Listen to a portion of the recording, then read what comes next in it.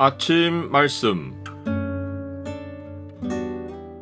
오늘 본문 말씀은 창세기 25장 1절에서 18절입니다.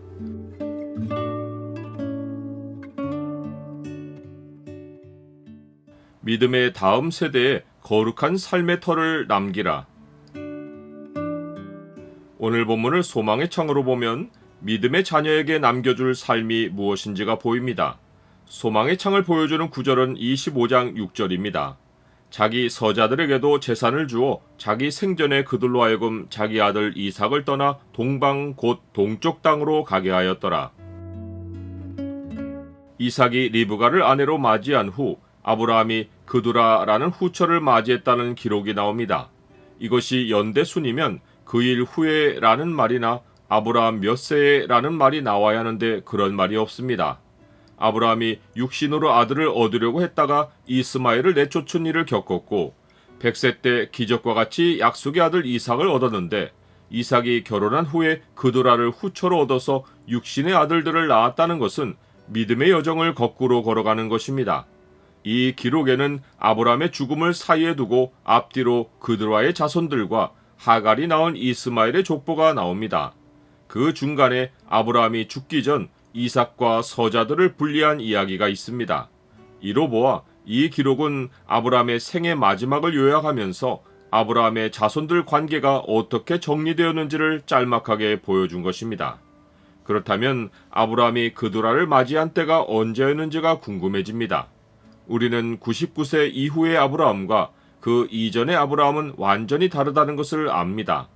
여호와 하나님은 99세의 아브라함에게 나타나셔서 나는 전능한 하나님이라 너는 내 앞에서 행하여 완전하라 라고 하셨습니다.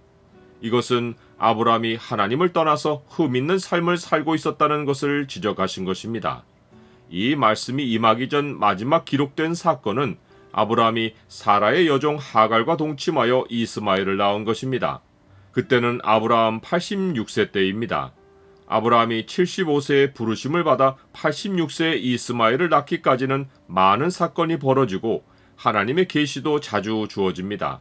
반면에 86세 때부터 99세 때까지 13년의 세월에는 하나님의 계시도 없고 아무런 사건도 기록되어 있지 않습니다. 그러다가 갑자기 세월이 바뀌어서 아브라함 99세 때 여호와 하나님이 나타나셔서 내 앞에서 행하여 완전하라 라고 하신 것입니다. 하나님이 침묵하신 13년의 시간은 아브라함의 신앙 인생의 가장 어두운 시기입니다. 추정해 보건대 아브라함은 이스마엘을 낳은 후에 99세가 되기 전 어느 시점에 그두라를 후초로 맞아 아들들을 더 낳은 것입니다. 사라가 하갈을 후초로 주어 아들을 낳기 시작해서 또 다른 후초를 얻어 아들들을 낳은 것입니다. 아브라함은 자기가 하나님을 떠나서 자녀를 낳는다고 전혀 생각하지 않았을 것입니다. 그는 이스마엘을 장자로 여겼고 하갈이 다른 아들을 낳지 못하자 창대한 자손에 대한 약속을 이루려고 그두라를 얻어 아들들을 낳은 것입니다. 그러나 하나님은 13년을 침묵하시며 아브라함을 지켜보셨고 그에게 나타나셔서 내 앞에서 행하여 완전하라 라고 하시며 13년의 시간이 하나님의 약속을 이룬 세월이 아니라 하나님을 떠나서 산 세월임을 알려주셨습니다. 나는 하나님이 나에게 침묵하시는 시간이 나의 잘못을 오래 참아주시는 시간인 것을 압니까? 성경이 13년 세월을 묻어두었다가 아브라함의 죽음을 기록하는 순간에 꺼내놓은 것은 아브라함이 믿음을 회복한 이후로 이삭과 서자들의 관계를 확실히 정리한 사실을 알려주려 한 것입니다. 아브라함은 이스마엘을 내쫓기까지는 서자들을 정리할 생각을 못했지만 하나님이 사라의 말을 들으라고 하시며 이삭이 유일한 약속의 씨라고 알려주셨을 때 이스마엘을 내보내었고 이후 점차로 그두라의 자손들도 재산을 주어 이삭을 떠나 동방으로 가게 했습니다.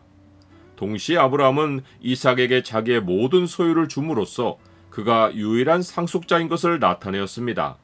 아브라함이 죽음이 임박해서 이 일을 하지 않고 사라가 살아있을 때 했다는 증거가 아브라함의 종 엘리에셀이 리브가의 가족에게 이삭에 관하여 말할 때 사라가 노년에 자기 주인에게 아들을 낳음에 주인이 그의 모든 소유를 그 아들에게 주었다고 진술한 것입니다. 역사의 무대는 이삭이 태어나면서 아브라함에게서 이삭에게로 옮겨갔고 이후 아브라함의 여생은 이삭에게 신앙의 터를 준비해주는 시간이었습니다. 그리고 아브라함은 향년 175세로 기운이 다여 죽어 자기 열조에게로 돌아갔고 영원한 세상에서 그들과 재회했습니다. 아브라함이 남긴 본은 인생을 정리하는 시간이 죽음이 임박해서가 아니라 자기 인생이 다음 세대를 위한 삶으로 바뀔 때부터라는 것입니다. 그는 후손이 살아갈 거룩한 삶의 터를 일찌감치 준비해 주었습니다.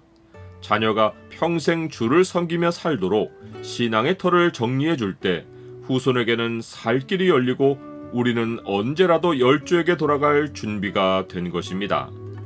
너희가 육신대로 살면 반드시 죽을 것이로되 영으로서 몸의 행실을 죽이면 살리라.